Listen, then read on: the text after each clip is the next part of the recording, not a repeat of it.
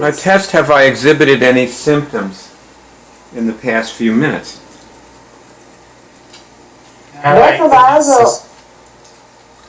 Yeah, you're saying? I'm testing. Both of us, or just Greg, or just me? Just Greg. Just Greg, okay. But you should test for Greg.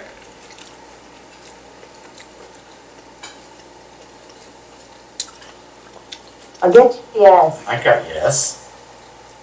And, What do you think they were symptoms of?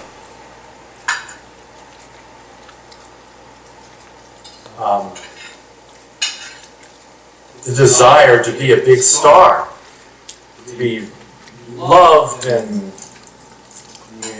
test that both Greg and Ross. Was Greg exhibiting symptoms? I got yes. Test this. Does Greg have a fear? Do I have a fear of working, of discovering things about myself? Okay, I'll test for Greg first and then for me, otherwise it's confusing. Okay. Does Greg have fear of discovering things about himself? I get yes after some hesitation. And Greg, what about you? I get yes. And have I? Was I showing symptoms of that? Yes. Showing yes. Okay. And you know, as I was speaking, I realized that I'm holding back and I'm acting out. And that's exhibiting the fear, but when I don't do that, I don't have the fear. You know, it's like I get fear just like that. It's not like the fear just exists. Yeah, sure. I'm going to test about myself. The question was, do I have fear of discovering things about myself, right? Yes.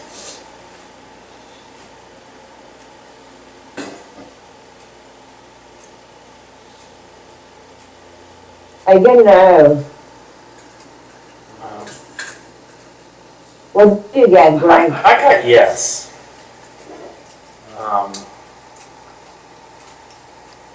Would this be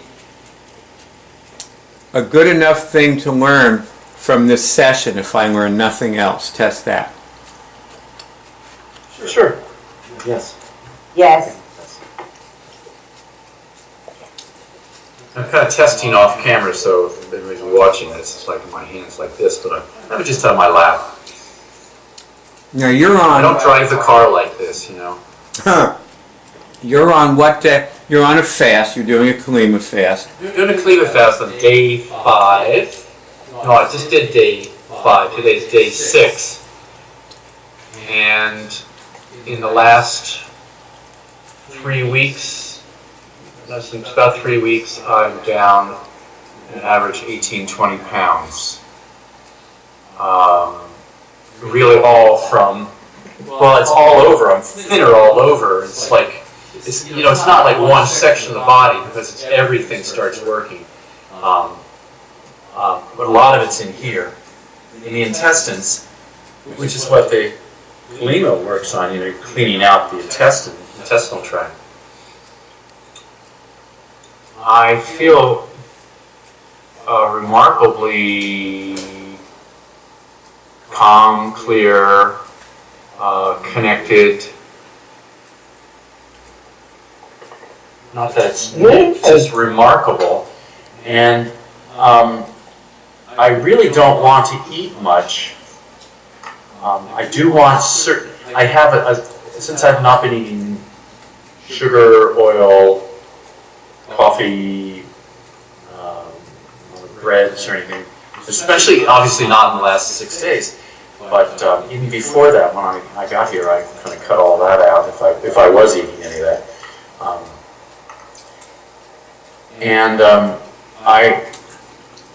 I have like just an aversion to things like sugar now. It's foreign to me, which is what I like about really being healthy. Like when I generally just pick good things for nutrition. I can feel the nutrition, like I want beans.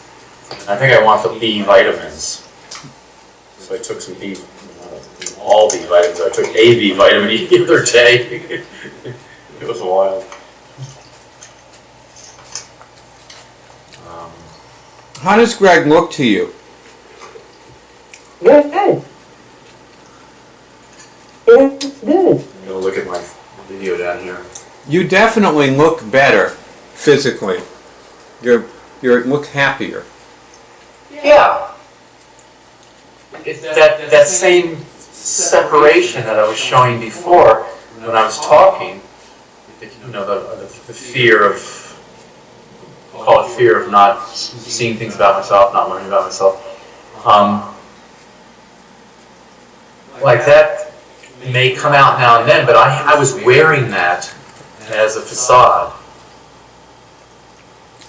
Well, also, it seems to me, if I recall correctly, that most of the weight, the 20 pounds that you've lost, was lost before you started the fast. Oh yeah, interesting. I came here and started dropping weight. You just ate better. Yeah. And you dropped weight. And your schedule was better. You weren't trying to cram as many things in. I didn't leave the house hardly. Uh-huh. And you took care of yourself. You relaxed. I was relaxing. I slept when I needed to, and I slept a lot. Also, you've done, as you were saying, no exercise. And you've lost all this weight without exercising at all. Yeah, it's just a little bit of stretching one day, a little bit on the Pilates machine one day. And when you were putting the weight on, you were an exercise fiend, weren't you? Weren't you exercising about every day? Fiend, but I was... No, actually in the last period of time I wasn't exercising all that much. I'd go to class once a week, perhaps. Okay. Exercise class, yeah. Yeah. Ross, I think that you should test down the hub with Greg. Okay? See what's appropriate for him. Okay. Okay, let's go to the hub. I'm going to test here. Just test on stuff, sort of areas. And I'll hone in here. Give me a minute, I'm not there You yet. go right ahead. You take your time. Okay. Just testing. Hub, okay.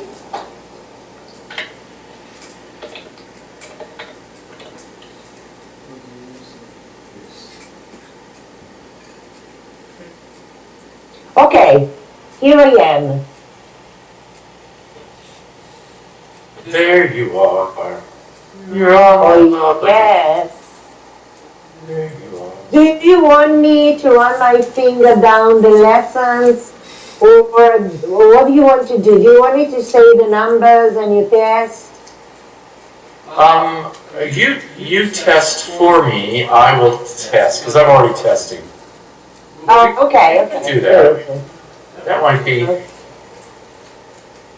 It's like you take a suggestion from the audience. Give me a commonplace thing that you use every day in your life. I'll tell you straight away that I'm starting to test from scale 12 back, okay? Ah, I see.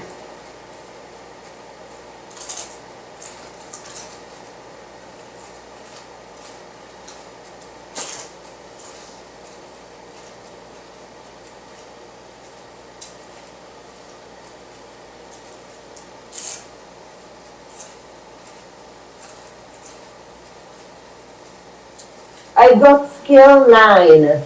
Well, I got that one first when I was testing down. Testing back, I guess 10. Unravel the pathological matrix. Okay. So, let's go to 10.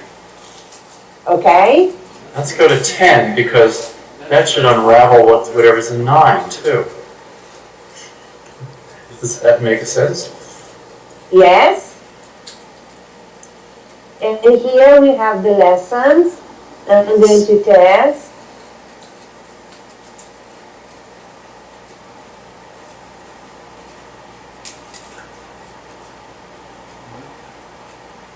All right.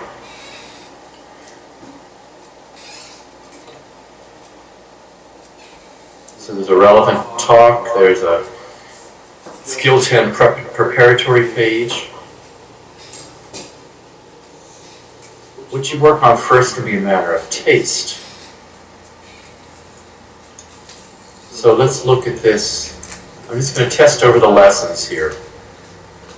Listen, Greg, I got relationship items, continued, relationship,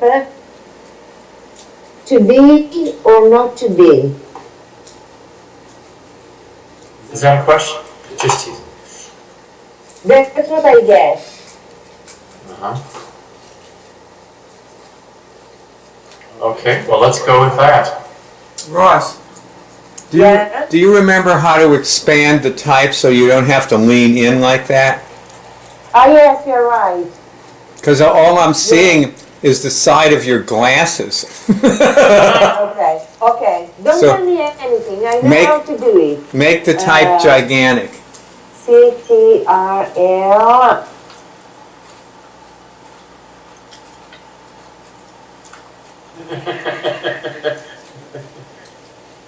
No, I don't remember how to do it. I know it's CTRL. Control plus sign. Correct. Control plus sign. Plus sign. Oh, okay, yes, okay, right. Yes. That should be enough. Okay. Control plus. Remember that. Yes, I don't even need my glasses now. Yay! So, relationship to be or not to be? This is a good question. Okay. Are you there? Yes. The chains we give you to work on in the relationship lessons are to be accessed and shared with your partner if you expect to have a relationship with your partner that is ultimately successful. The basic question is, does relationship matter? It's a source of fun and enjoyment. It's wonderful. Does it ultimately matter? The only thing that really matters is one's relationship with God. So unless you feel like putting a lot into your relationship, unless you feel it's worth it, it may be okay to simply keep working on the things you need to wreck for yourself and not have a relationship. A lot of the seeming distress people go into over not having a relationship is basically just unremoved problems. Attack, reversed chakra speed, proofs, etc. And yes, relationship can be a protective against attack. But it's possible that your best protective against attack is your own clarity and connection with God. I don't want to read the whole thing.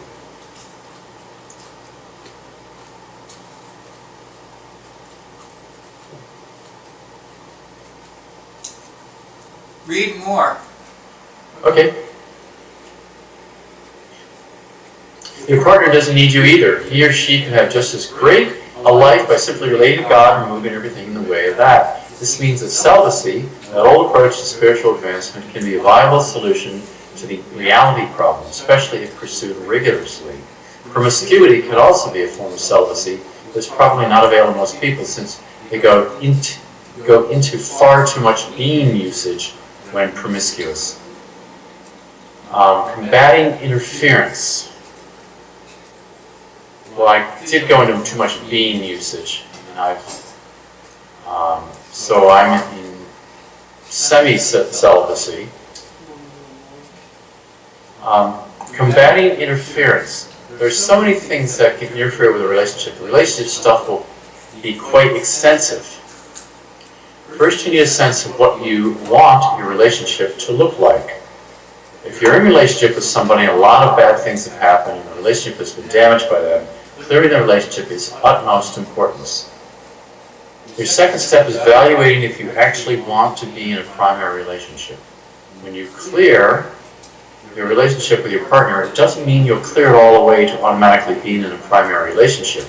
You can certainly be in a close relationship, a supportive relationship, a relationship that matters to both of you.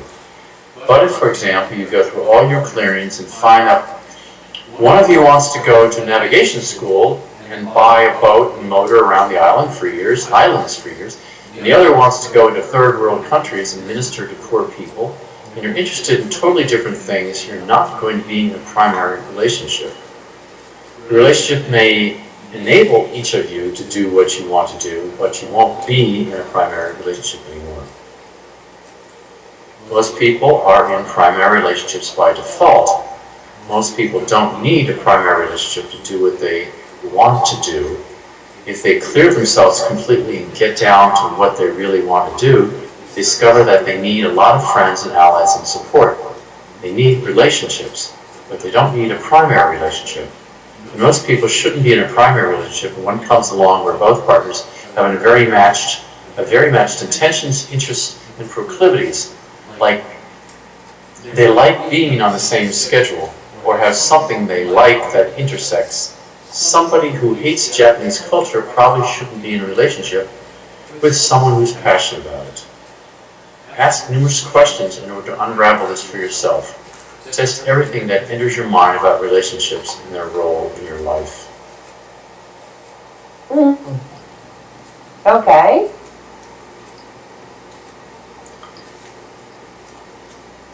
Okay, Greg. Yes. If you are in a primary relationship,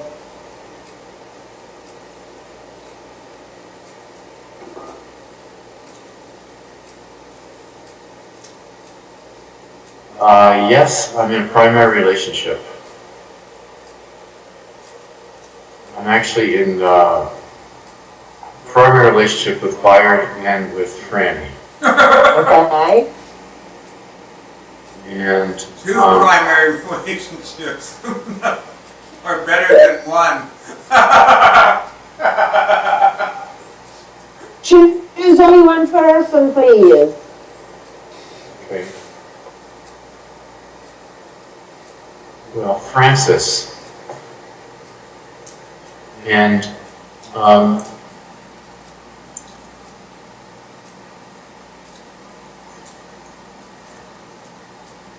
being in a relationship with her does always wear on my virtual realities. I'll be thinking about something, or be in my head, or actually just be involved with something, and she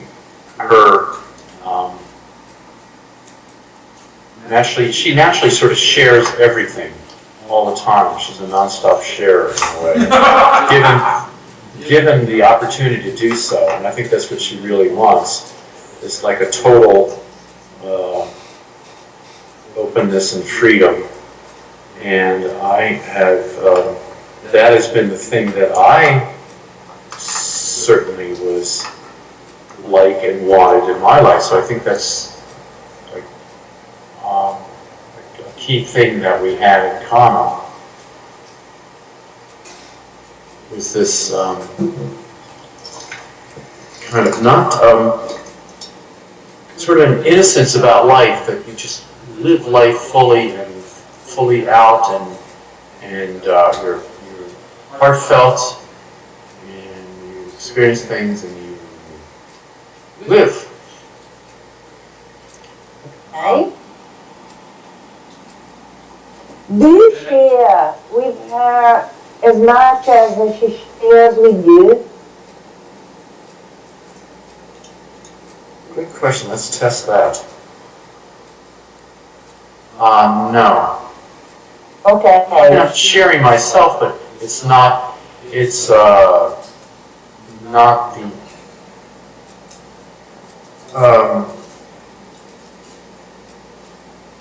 it's not directed out towards her. I'm just more withheld.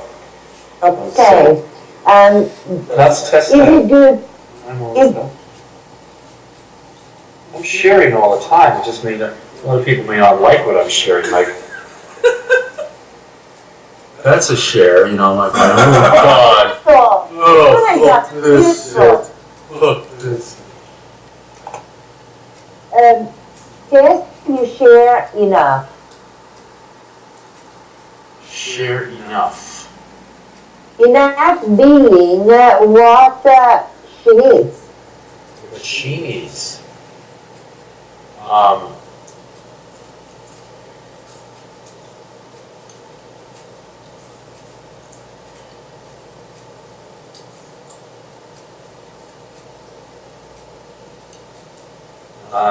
Yes.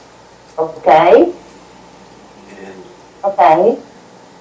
but ultimately, no. But Uh-huh. no, actually, I can share more that would help her find more of what is it she needs, because she's not getting what she needs, and doesn't come from me. But my sharing would certainly be what she needs to help her find what she needs. Okay. Okay. Are you giving her enough emotionally?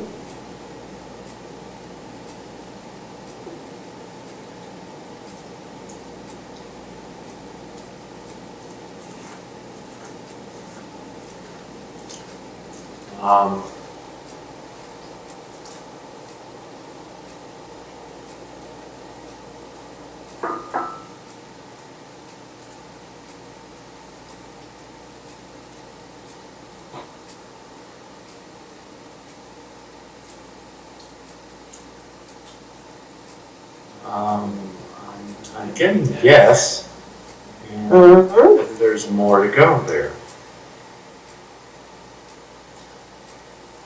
Can you give her more? It's more, can I give myself more? Give her and Okay. me go together, because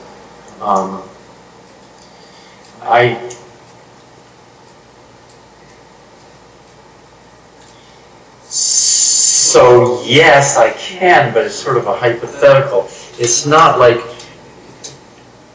okay, like right now, give emotionally. What is that? So it's not an arbitrary thing, give emotionally. Okay, what is that to you? How do you see give emotionally?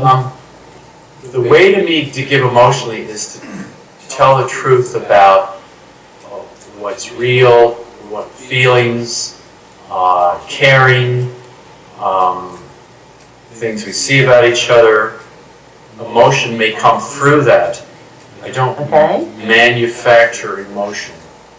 Okay. I don't want to sort of manufacture anything arbitrarily. Yes, so, okay, I think it's good. Do you think, no, test if you can give more?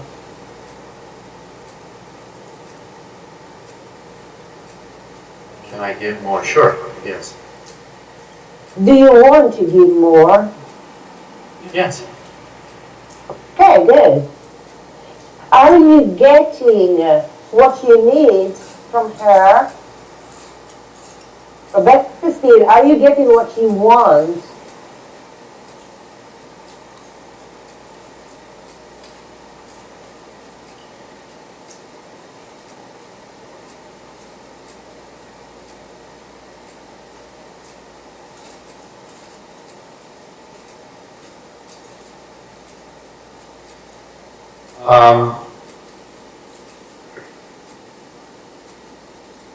I don't know, I have problems with these questions, because I get yes, I'm getting what I want, and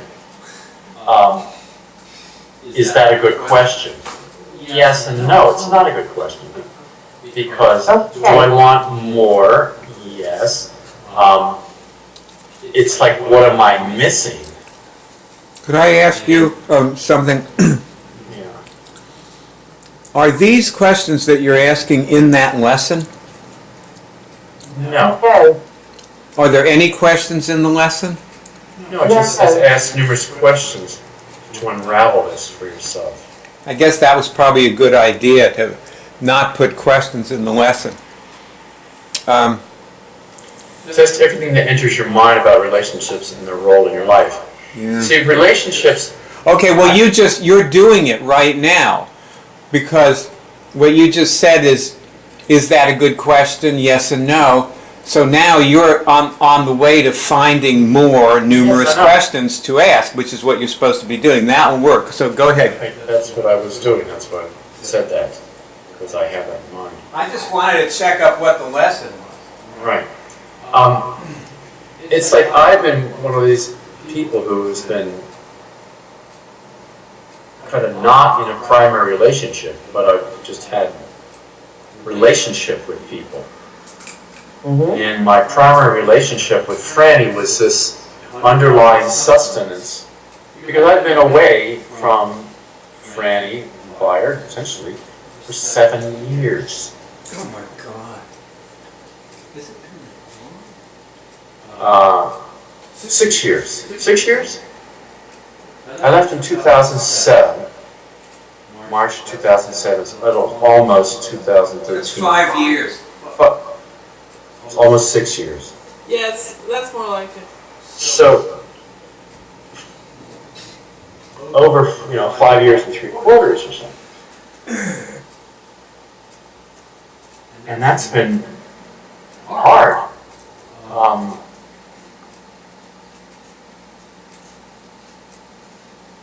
To have a primary relationship without being in person. We'd be in person, but I was just so holed up. My relationship was really with myself and my God and my father, to keep my father healthy for years. And, some friends around who kind of helped keep me sane, like go out and sing or something, go out and go to movies or something. Do you have a primary relationship with your father? Yes. Okay. That's been very important. Let's see.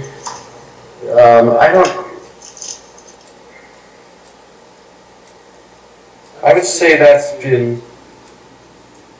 perhaps it's been in the way. Yeah, I'd say that there are good things about it and not so good things about it. I tend to relate to him on his terms, but I changed those terms over time. So he had to relate to me, and he does. Best he can.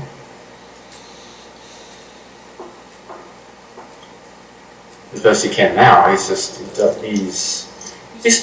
changed a lot. It was important that I was there with him for the last 5-6 years. I have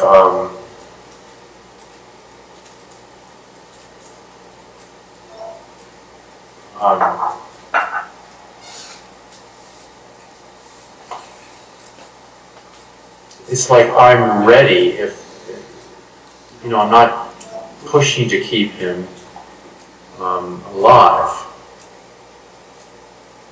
I'm not trying to keep him alive, but I'm just doing what's necessary just to do a good job with him. So that is, when I first got there, it was really to save his life. Yes. And I went into the overdrive there.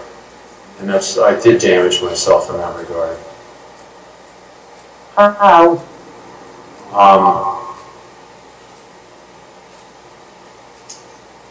It was a reality that I was trying to build.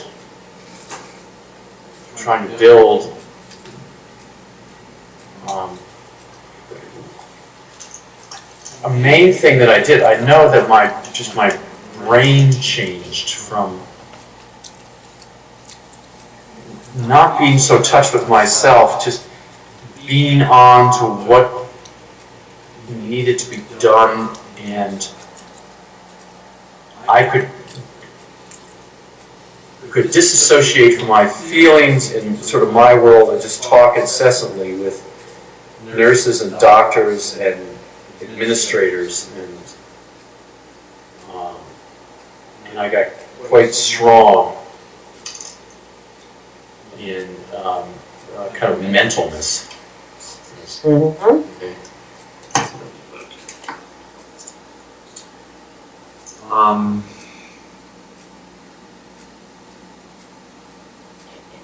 you got out of the relationship with your father at a spiritual level? Well, I have something I want you to test. Okay. And see, what the problem here is that if you notice, what have you got out of your father on the spiritual level is not actually a testing question. It's impossible to test that question. Yes, you're right. Yeah. And so what you're doing is you end up schmoozing. You know, you end up, talking and talking and talking and getting nowhere, because people always think that they get a lot out of talking, and they don't. No. I'm aware of that. I'm just talking here. So I'm looking at, So you must focus on testing. For example, is my father one of my best friends in the world? Yes. My father's one of my best friends in the world. So it's a huge loss if he dies. Right. Just in terms of, in the emotional sense, you're losing somebody who can never be replaced. Now, True. Test this. Can I handle that? Can I handle that? Yes. You got a signal on that. Yes, I got a signal. Yeah, It's been, that's what the... So you're immune enough so that you won't drop into some dysfunction. No, I think I already did the dysfunction. Okay. And so maybe this is the part of the dysfunction that I'm coming out of. This thing about putting on the weight and getting, I'm fretful, I was losing my hair was drying out, I got older, my skin changed, seriously, I became an older man. I just put on years, and I was guarding against that. And do I feel relaxed at the idea of my father's death? Do I feel relaxed? Yes, test. Yes. Okay. So these are things that you really want to test, and you want to know this stuff. Like if he gets no on this, it opens up a Pandora's box of things to cure. Yes. Right, Ross? Yes.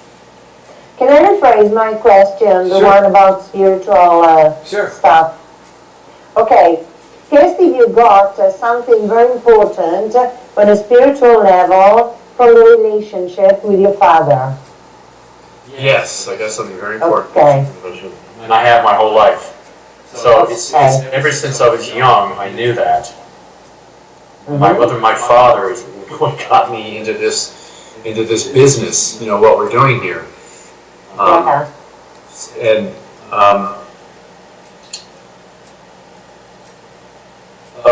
so it was no question that I was going to go take care of him in his latter years, and that has been very important. It's also very important that I'm revitalizing my relationship with my brother, who just called on the phone. He just left me a message, and I tested. It was not that my father had died, and it was okay if it was, because I'll wait till after the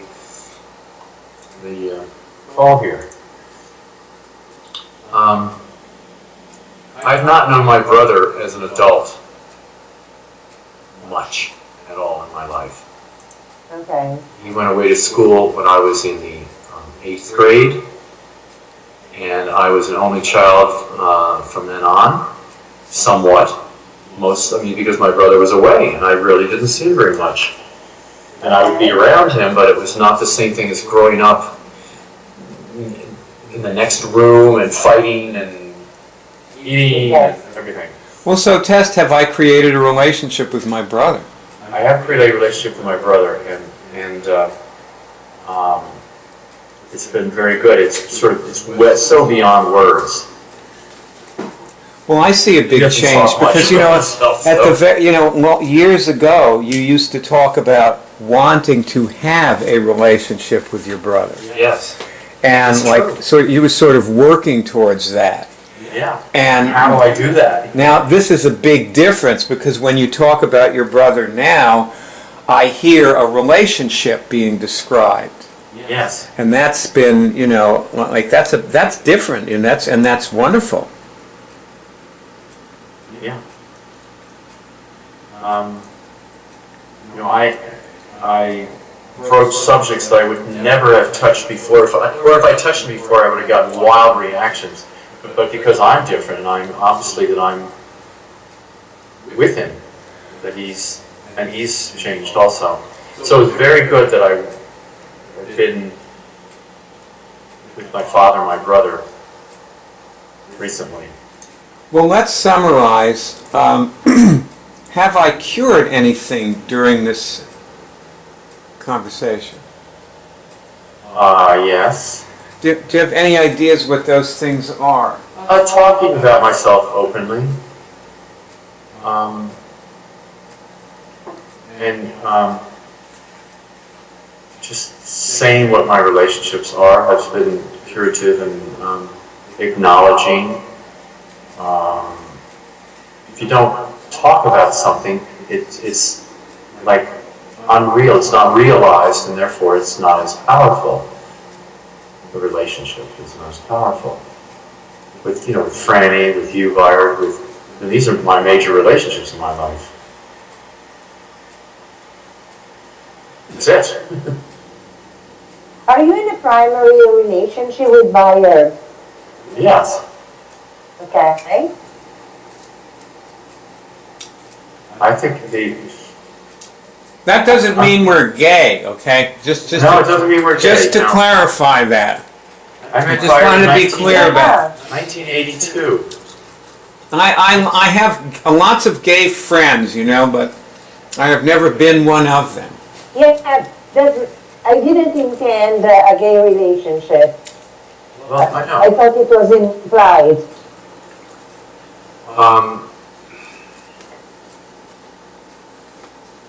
No, I saw that Byard, when I first met Byard, he was looking at me, and I could see that he saw me, and that he was for me.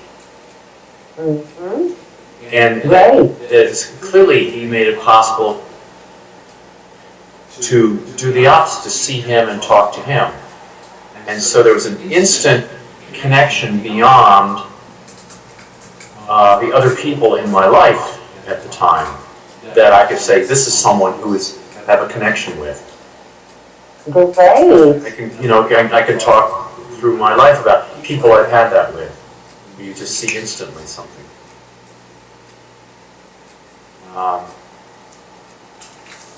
Well, of course, you've met Byard in past lives, and let's test that. Healthy. Yes. Okay. And I've tested some of those in the past. I haven't tested about those in a long time, like 20 some years. Okay. Were there past lives in which you and Byard were enemies?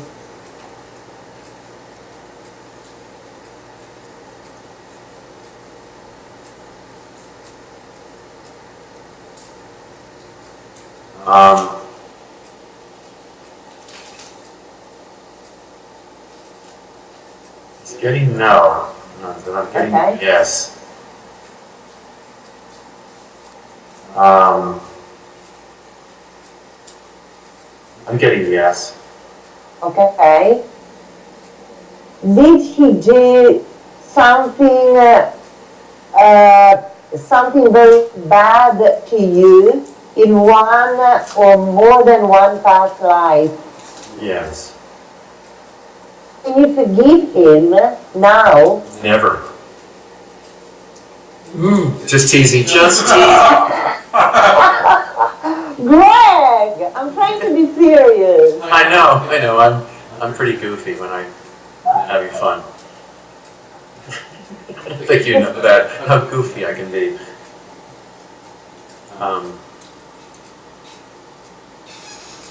The question was, what did he actually do to me? Well, I've done a lot of testing about stuff like that, and I discovered that I've done bad things to almost everyone I know, and many, many times in other lives. Now, you could test that about yourselves, too. Yeah.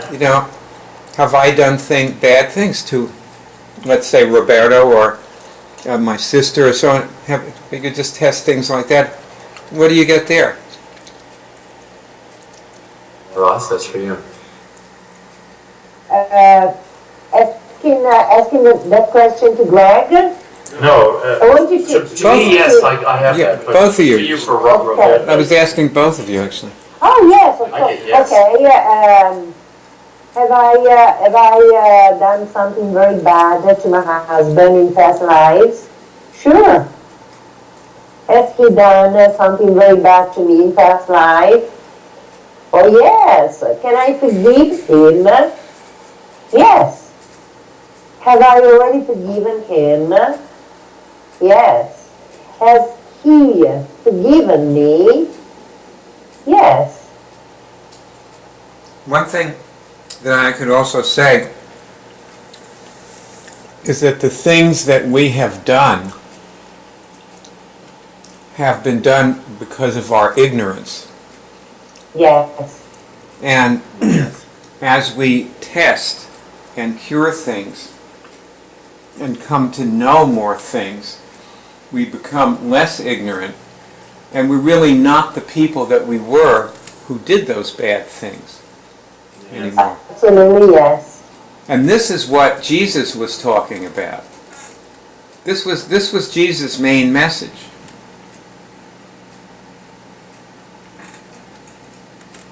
Let's say that today we are less sick than we were. Yeah, I got a signal when you said that. Yes, I do. Okay. That's the criteria I use in my life. Am I less sick now? I'm serious. Well, now, is there anything further that you want to say to sum up the talk we've had?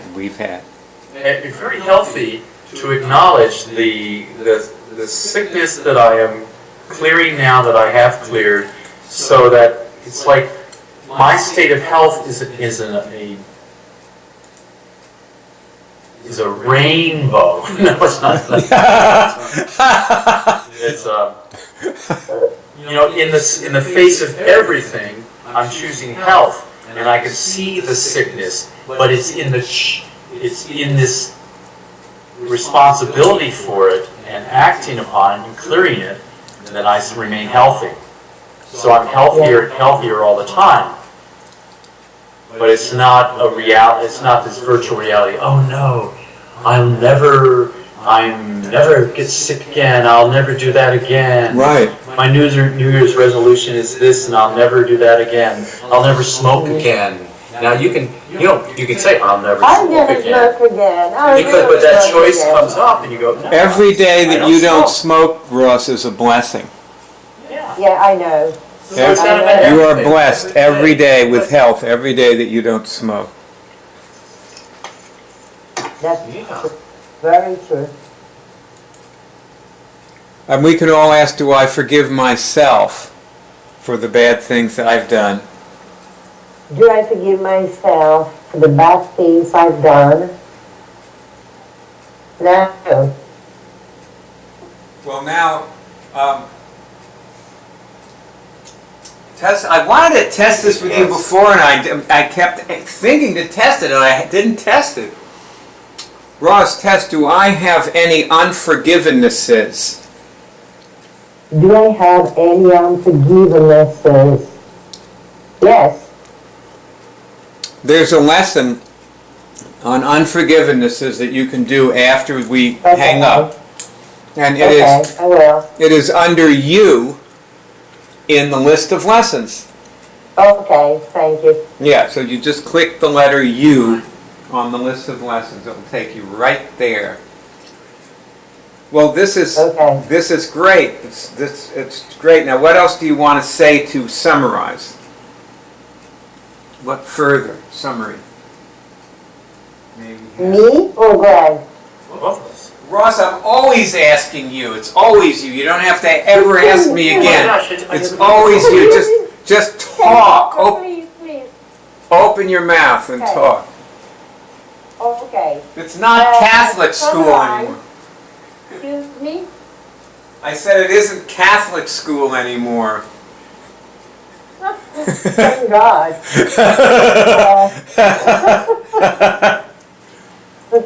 to summarize, we started this lesson talking about Greg's relationships, and he got to know more things about his main relationships in this life.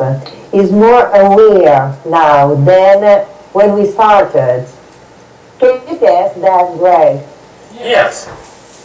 Okay. Things acknowledging what is there that is known, that I know, but I have not said publicly outside myself, and to say it and have it see the light of day and test it, it allows for the next level of what's there from a parent. Yes. I think that saying what you say in public is curative in itself, because it's something that was inside, maybe part of it was hidden, and now it's out in the open. Okay, so it's not lurking in the shadow anymore, and I think that's good. I'm not standing in the shadow of love. Four Tops, 1967. Wow. Something like that. I'm very impressed. It's a big song back then. Good. And That's good. I want to test something for me, and I want to test did I cure something myself in this session? Yes. And I'm also grateful because I came to know that I have to work on unforgiveness, which is a very good tip. That's good. Yeah, I think. And I'm right it. Okay. Well, Ross, I think you and I should have a session where it's focused on you. Thank you very much. Yes. Yes, wonderful. Can we work together on unforgiveness? Yes, of course. That'd be okay. That's good. That's a hot topic. A hot topic. It's on the talk shows. There are these talk shows on U.S. TV with 5 women. There are a number of them, and they all talk about the things of the day, and they chat. A lot of women in the audience. Yes. And they always bring up hot topics. Yes, it happens also in Italy, and they're practically chatting about nothing, but anyway. So you should call in, test. Has anybody cured anything yet? I'm sure. I should call and ask them, Has anything changed in your ability or awareness? Oh, a lot, everything. Okay, so, well, this is good. You did very well. And thank you both for this wonderful movie about relationship. And you're welcome. It's really been great. And Greg, it seems like you're living up to your ideals to me when I listen to you. That's important. You are a great man. What else can you live up to? Truly a great man. Yeah, I mean, well, I always like that in the prayer which says, "Are you fulfilling the hopes and dreams of your ancestors?" Yep. That really is a fun one. It's a good one, yeah. Well, I please do tweet now what you did in this particular interaction, and that will be it for now. This movie was given to you by HUM, the World Ministry of Immunics, which enables you to cure medically incurable diseases. We also produce the Cure Drive in the iCollege of Immunics. This is the home page.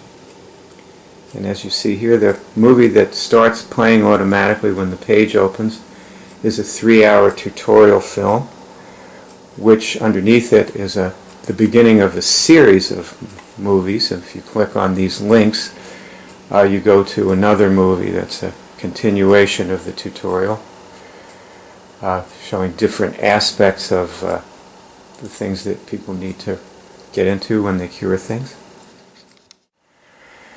The movie shows many people curing things. You'll find complete cure tutorials on the home page. Under the group at the top is another, this is a video and text tutorial, and if you click on the link, you'll see it has 10 lessons, and you can click on each lesson and you'll see it that the lessons are movies interspersed with explanations. And if you continue scrolling down the home page, you'll find a huge bank of movies of people curing things. Here's one of someone curing multiple sclerosis that you can click on and these play. Hopefully this one will play in a moment. There it is. So that woman cured PPMS and MS. Here you'll find people from every continent: Europe, the US, Asia, Canada. This woman cured shingles, and in this particular movie that's what she's demonstrating. And at the top of the home page you will find links to the cure meetings that we have every week. 9 p.m. New York time, Rome time, 8 p.m. Underneath the cure meetings, you'll find a link to Friend Me. It's actually Byard. I'm Byard, speaking to you on Facebook. And you'll meet many people who are my Facebook friends there who have cured various diseases. Many of us have cured herpes, which is what I cured. Also there, if you have trouble getting signals, there is a whole bank of movies that focus on people who are just starting to get their first signals. Many of these people went on to bigger and better things, and you see them in other movies. But these are movies about their signals, how they got their first signals. At the very top of the home page, you will find above the masthead a link to the cure shows. And we documented people curing things on, these are on the, we did this on the phone. There are shows on about 75 diseases, and the diseases are listed alphabetically, as you can see. You actually hear the people curing these diseases during these shows. That's post-traumatic stress syndrome from 9/11, the catastrophe. We have a show on that, and fever, somebody curing the fever, several people curing fibromyalgia, flu. We had a flu hotline, and there are many people. These people are actually curing flu, and the flu stops. It clears up during the 15 or 20 minutes of the call. It doesn't take long to cure the flu. Over here you have paralysis, parasitic parenting, Parkinson's disease. When you cure something, please join your voice with the voices of the many people who came before you by reporting your cure in our poll, which you can do right above the tally of the cures that people have reported is here at the top. And as you can see, there's a little link here. And if you click on that, you will come to a form that enables you to report your cure. This page is the hub of the Web College, and as you can see, there are detailed lessons on how to remove viruses, cure cancer.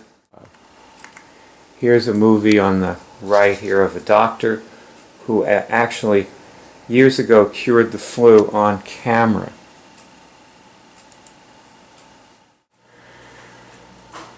You'll notice that skill 1 in the hierarchy of skills is cure physical diseases. That's actually the easiest thing with this particular approach. And I've put a great many things in the hierarchy of skills that relate to curing physical diseases, such as ending trauma, working on your organs. Now, if we go into the Recode Your DNA, there are 10 applications or 11 applications, and Recode Your DNA is one of them. If we go inside here, what we see is a page with a huge amount of links. And then if we look at the links on the right, after the ones on the left which prepare you, these are the actual lessons. And you can see some of them. It might be hard for some people to see why blind installation procedure is related to recoding your DNA. And this is why we've put it in this application, so that it relates it in your mind. This is the reason the Webb College is organized the way it is to relate things for you in your mind. And obviously there are a huge number of things, like if you're curing cancer or herpes or any medically incurable disease, it's obvious that there are a great many things that you have to learn. And they're different for everybody. You do not have to learn everything that's listed here. And in fact, cure is instantaneous. And it's always unexpected how it will come. Like, watch these women. They're going to give you a perspective. This is a good way to conclude this little overview I'm giving you here. I go to the 144th dimension. See if you get a signal on that. Can I go to the 144th dimension? Can I go to the 144th dimension? Yes? I guess I can. Go ahead and do it. Okay, Okay. both of you go to the 144th dimension. I'm taking myself to the 144th dimension. Me too. No stopping for gas on the 8th dimension.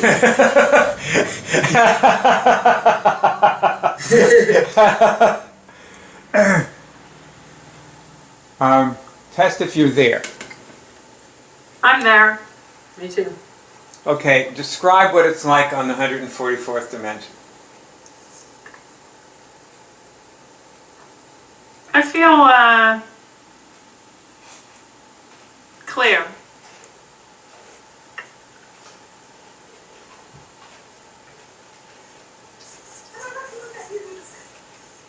I feel less interested in anything below the 144th dimension.